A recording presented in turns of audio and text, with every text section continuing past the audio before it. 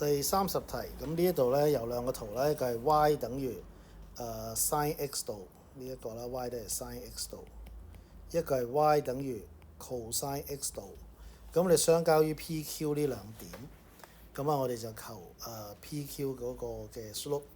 咁因為 PQ 係佢哋交點啦，咁所以我哋咧就要考慮咧佢哋兩個 equation 夾埋 solve， 即係話 sin x 度都係 cosine x 度。咁即係話 tangent x 度都係1，咁所以個 x 咧就係45，又或者咧係加多180，即係225。好啦，咁所以咧嗰個 P 咧嘅坐標咧 x 坐標咧就係45，y 坐標咧就即係 sin 45度，或者即係 cosine 45度啦，其實一樣嘅啫。咁就係1/2開方2，而呢個 Q 咧 x 坐標係225。個 y 咧就係 cosine 225度或者 sin 225度，都係開方2/2。